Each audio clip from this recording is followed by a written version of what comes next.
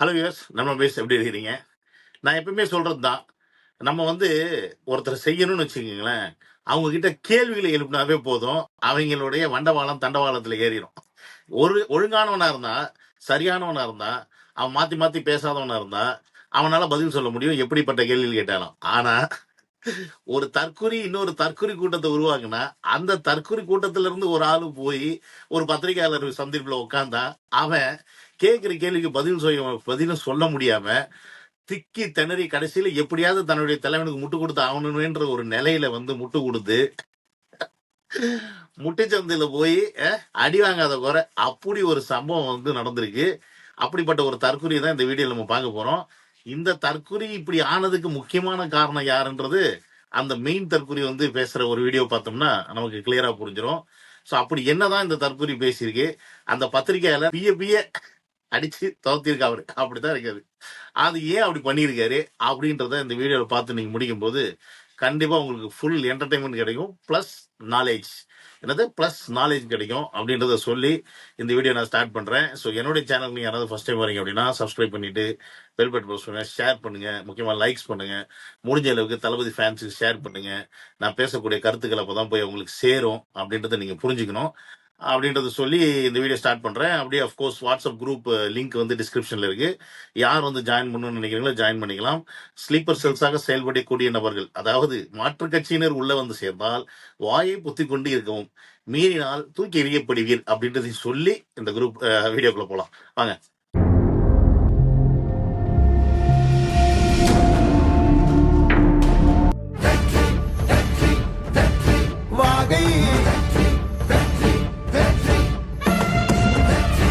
Welcome to Vijay stock and welcome to another video. சரி, நம்ம அந்த தற்குறி யாரு அப்படின்றத இப்ப இந்த வீடியோ மூலியமா பார்க்கலாம். சோ அப்படி என்ன அந்த நிருபர் கேட்டாரு, எங்க அது சிக்குச்சு, அதாவது தூண்டில்ல மாட்டின மீன் மாதிரி நெறியுது, அப்படியே நெறியுது. அது என்ன அப்படின்றத முதல்ல பாக்கணும்ல, வாங்க பாப்போம்.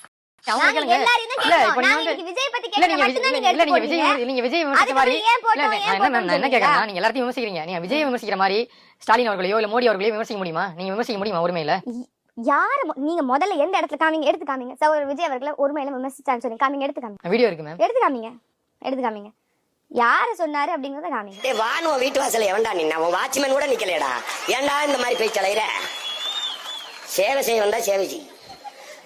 நான் அடைக்கலம் தேடி வரவில்லை, படைக்கலத்தோட. யாரும் வானோ நீ கூப்பிடல. இதுக்கு பேர் தான் வாயை கொடுத்து புண்ணாக்கி கொள்வது அப்படின்னு அர்த்தம். இதே நம்ம அண்ணனா இருந்தா நம்ம ஃப்ளோல என்ன வேணா போடலாம். ஏன்னா நமக்கு அண்ணன் மேல உரிமை இருக்கு, அண்ணனுக்கு நம்ம மேல உரிமை இருக்கு. அவர் எப்படி வேணா நம்ம செய்யலாம். இது தங்கச்சி புள்ளியா போயிருச்சு, அது இல்லாம தற்கரி புள்ளியா வேற போயிருச்சு. ஏமா படிச்சிருக்கீங்க, நல்லா தானே அறிவு இருக்குது.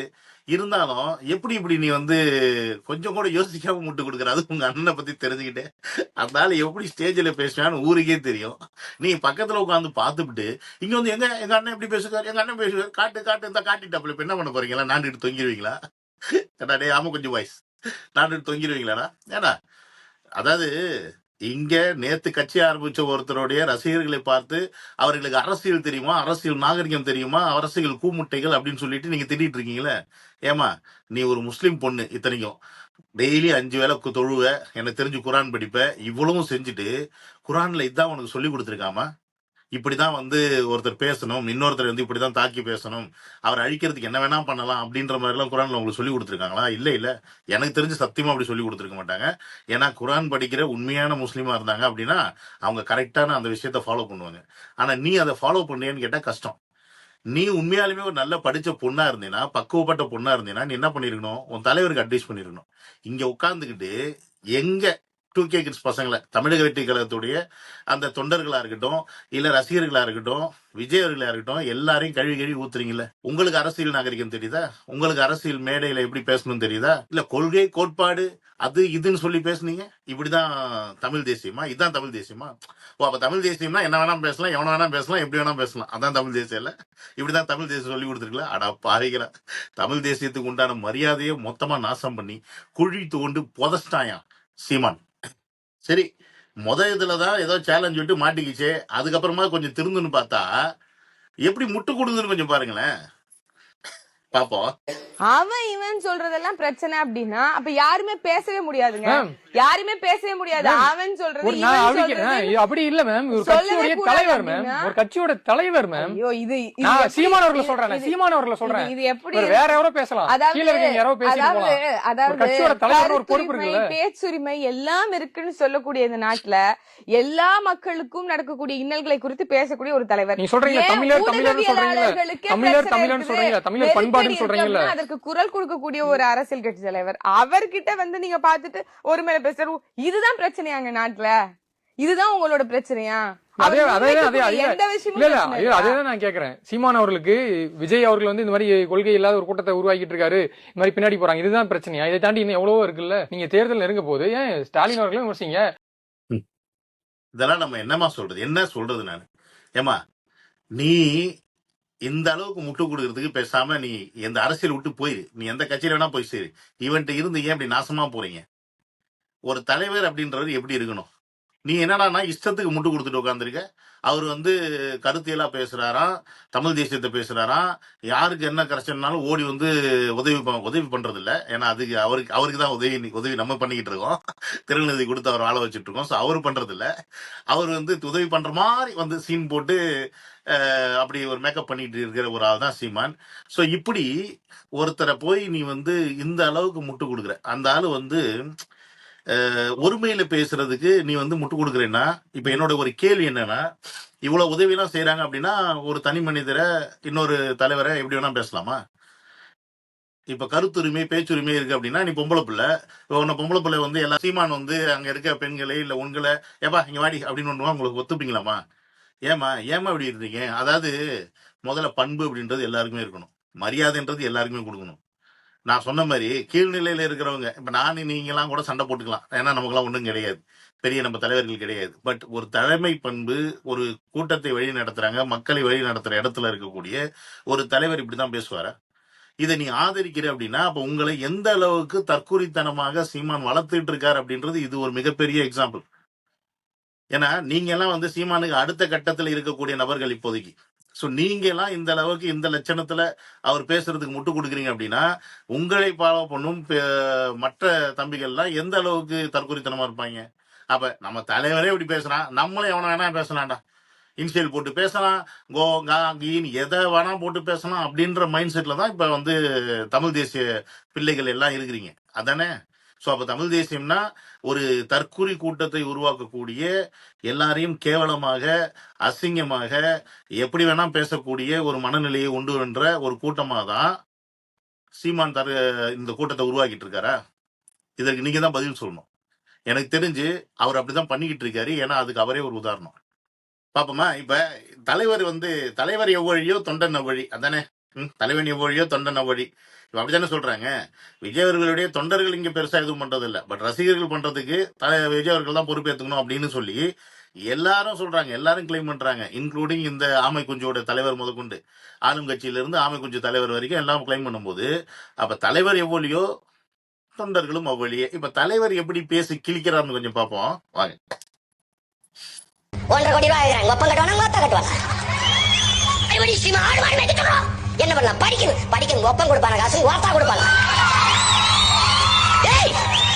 பைத்தியக்கார பொண்ணு, பைத்தியக்கார பையன் மகனே, என்னை படிக்க வச்சு ஆத்தா அப்படி ஆடு மாடு விட்டாங்க, படிக்க வச்சா பைத்தியக்கார பையல பனை மரத்தையும் ஆடு மாட்டையும் வேப்ப மரத்தையும் வெள்ளாமே எடுத்து படிக்க வச்சாண்டா முட்டா பட.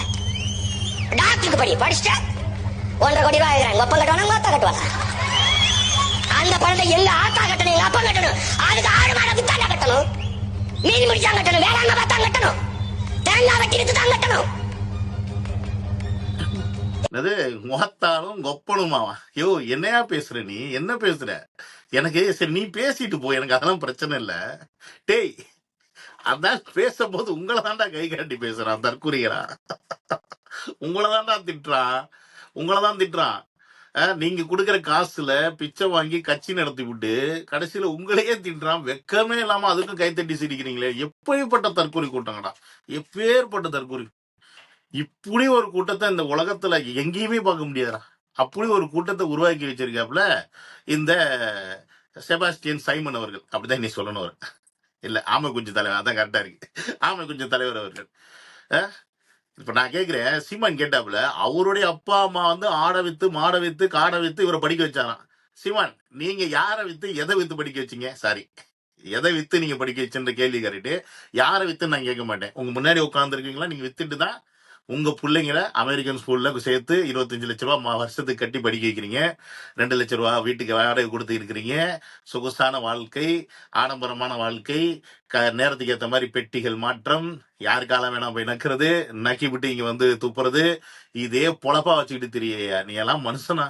நீ எல்லாம் மனுஷனா? எனக்கு புரியல. எப்படியே இதே நீ எனக்கு இது புரியல. நீங்க எப்படா வெக்கமே இல்லாம அந்த ஆளு பேசுறான்? எவனாவது இப்ப எவனெல்லாம் ஓயாங்க அப்பன்னு சொன்னா செம்ம டென்ஷன் ஆயிரும். இவன் அப்படியே கேட்கிறான், நீங்களா ஓ ஏ அவன மாதிரியே சிரிக்கிறீங்க பைத்தியக்கார. வாயில வருதுடா எனக்கு, டேய் வாயில வருதுடா, என்னால திட்ட முடியலடா. படிக்கிறது மேட்டரை பத்தி பேசுற நீ இந்த லட்சணத்துல தான் பேசுவ. டாக்டருக்கு படிக்க வைக்கிறது ஆசைப்படுறது தப்பு அப்படின்னு சொல்ல வேண்டிய விஷயத்த இப்படிதான் நீங்க கன்வே பண்ணுவீங்களா? ஏயா இப்படிதான் கன்வே பண்ணலையா? இப்படி யாராவது உன்னை பார்த்து கேட்டா என்ன பண்ணுவ நீ? உங்க ஆயா அப்ப ஆளு மாடெல்லாம் வித்து படிக்க வச்சா, நீ உன் பிள்ளைங்க அது மாதிரி வித்து படிக்க வையான்னு சொல்லி கேட்டா என்ன பண்ணுவேன்? கேட்க மாட்டேங்கிறாங்க. தற்கொலைகள்லாம் அப்படி உட்காந்துக்கிட்டு அதான் சில்லறை வாங்கி செதற ஓட்டிக்கிறாங்க. என்ன பண்றது? தமிழ்நாட்டுல தற்கொலை கூட்டத்தை வேணா ஈஸியா உருவாக்கிருக்கலாம். ஆனா ஒரு தலைமுறையை நல்ல வழியில உருவாக்குறதுன்றது கஷ்டம்தான். எனக்கு தெரிஞ்சு காமராஜரை தோற்கடிச்ச கம்முநாட்டிங்க தான் நம்மலாம். அப்படி இருக்கும்போது அடுத்து 2வது விஜயகாந்த், இப்ப 3வது தளபதி. சந்தேகமா தான் இருக்கு இவங்க. ஐயோ ஆண்டவா. சரி, தற்கொலைகள் நாசமா போங்க. சரி, இவங்க என்னதான் வேணா பேசிட்டு போட்டோம், எப்படி வேணா பேசிட்டு போட்டோம். ஆனா இந்த கட்சி, அதாவது சைமன் ஆமை குஞ்சு தலைவனோட கட்சி நம்ம தளபதியோட கெண்டக்கால் மயிருக்கு கூட சமம் இல்ல அப்படின்னு சொல்லிக்கலாம். சீமான் அவர்கள் வந்து தளபதியோடைய கெண்டக்கால் மயிருக்கு கூட சமமானவர் இல்லை அப்படின்னு சொல்ற மாதிரி ப்ரூவ் பண்ற மாதிரி ஒருத்தர் பேசியிருக்காரு. அவரையும் கொஞ்சம் பார்ப்போம். இந்த மாதிரிலாம் பேசிட்டு இருக்காரு. நான் என்ன கேட்கிறேன், ஒரு அரசியல் கட்சி தலைவரா இன்னொரு அரசியல் கட்சி தலைவரை விமர்சிக்கிற உரிமை வந்து எல்லாருக்கும் உண்டு. ஆனா அதுக்கு வந்து ஒரு மொழி வேணும். நீங்க என்ன பண்றீங்க, அந்த ரோட்ல போற முட்டாள் ரசிகன் பேசுற மாதிரி நீ அணில்ங்கிறது, அப்புறம் அந்த வாப்போன்னு பேசுறது. நான் கேட்கிறேன், விஜயனுடைய மக்கள் செல்வாக்குக்கு முன்பு நீங்கள் எல்லாம் நிக்க முடியுமா? அவருடைய கால் தூசுக்கு சமமான ஆளா நீங்க போய் விஜய வந்து வாப்போன்லாம் பேசுறதெல்லாம் அதை எப்படி ஏற்க முடியும்? இன்னொன்னு கேட்டிருப்பீங்க என்ன சொல்லியிருக்காருன்னு. இவர் வந்து யாருன்னு தெரியுமா? இவர் வந்து பிஸ்மி. ஆக்சுவலி இவருக்கும் நமக்குமே முதல்ல செட் ஆகாது. ஏன்னு கேட்டீங்கன்னா, இவரே ஒரு காலகட்டத்துல விஜய் அரசியல் கட்சிக்கு வந்தப்ப எதிர்த்து பேசினவர். அப்ப நான் இவரை இங்க துபாயில ஒரு சந்தர்ப்பத்துல மீட் பண்ணக்கூடிய சான்ஸ் கிடைச்சது. அப்ப நான் முதல் அவர் ஒரு கேள்வி கேட்டேன், எப்படி நீங்க வந்து விஜய் அவர்களை எதிர்க்கிறீங்க அப்படின்னு. விஜயராகவன் மதுரை பக்கம் தான். ஆக்சுவலி எனக்கு உங்களுக்கு நிறைய கனெக்ஷன் இருக்கு. ஆனா அது உங்களுக்கு தெரியாது, எனக்கு மட்டும் தெரியும். ஏன்னு கேட்டீங்கன்னா, நான் ஒரு யூடியூப் சேனல் வச்சு அதுல நீங்க நிறைய பேசுற கருத்துக்களை கேட்டு உங்களுக்கு அகைன்ஸ்டா நானே ரிப்ளை வீடியோலாம் போடுவேன். பார்த்த வரைக்கும் சந்தோஷம் சார். எனக்காவது ஒரு நாளைக்கு ரிப்ளை பண்ணி பார்த்தா நான் இப்பதான் பண்றேன். சந்தோஷம். நல்லா திட்டிருக்கீங்க. சம்டைம்ஸ் என்ன பண்றது, தளபதியோட ஃபேன் ஆச்சு. சரி, எனக்கு ஒரே ஒரு கேள்வி பிஸ்னஸ் ஆக்டர், நீங்க ஏன் தளபதி அவர்கள் அரசியலுக்கு வரத வன்மையா கண்டிக்கிறீங்க உங்க வீடியோல? அவருக்கு ஒண்ணுமே தெரியாது, அவர் லாய்க்கே இல்ல, அவர் என்ன பண்ணி கிழிச்சிருவாரு, இப்பெல்லாம் எப்படி நீங்க பேசுறீங்க? ஒரு உச்ச நட்சத்திரமா இன்னைக்கு வந்து உட்காந்துருக்காரு. ஆல்மோஸ்ட் நீங்க தான் சொல்றீங்க 200 கோடி 250 கோடி. இவ்வளவு தெரிஞ்ச நீங்க, இவ்வளவு ஃபெமிலியரான ஃபேஸ் ஆயிருக்க ஒரு நபர், அதுவும் தமிழர், தமிழ்நாட்டில் முதல் முறையா வளரும்போது உங்களை மாதிரி வளர்ந்த நபர்கள் எதிர்த்தா இல்ல நீங்க தப்பான விஷயங்களை பரப்பும்போது மக்கள் மத்தியில போய் தப்பா சேராதா? இந்த மாதிரி கேள்வியை தான் நம்ம விரும்புறது, வரவேற்கிறது. விஜய் குறித்து நான் விமர்சனம் பண்ணுவது ஒரு வகையில் அவர் மீதான அக்கறையின் வெளிப்பாடு தான். இன்னொரு தகவலை நான் உங்ககிட்ட சொல்றேன். சமீபத்தில் பார்த்தீங்கன்னா விஜய் கிட்ட அவருடைய மேனேஜர் மூலமாவே ஒரு தகவலை நான் சொன்னேன். விஜய் வந்து கட்சி ஆரம்பிச்சிட்டாரு, ஆனா இந்த பட்ஜெட் குறித்து வந்து அவர் ஒரு கருத்து கூட சொல்லல. இது குறித்து தமிழ்நாட்டுக்கு ஒரு பைசா கூட ஒதுக்காத இந்த பட்ஜெட் குறித்து கருத்து சொல்லலன்னா இவர் ஏன் கட்சி ஆரம்பிக்கிறாரு நான் சொன்னேன். இவர் என்னன்னா அப்படி ஃபில்டர் பண்ணாம அப்படியே போய் சொல்லிட்டாரு. அப்ப விஜய் சொன்ன வார்த்தை என்ன தெரியுமா? ஆமா, நான் தப்பு பண்ணிட்டேன், பட்ஜெட் பத்தி மட்டும் இல்ல இன்னொரு விஷயம் பத்தி நான் பேச மறந்துட்டேன் அப்படின்னு சொன்னாரு. சோ அதன் மூலம் நீங்க என்ன புரிஞ்சுக்கணும்னா, விஜய் மீது நான் வைக்கிற விமர்சனம்ங்கிறது அவர் மீதான அக்கறையில தான். இது ஒரு பக்கம்.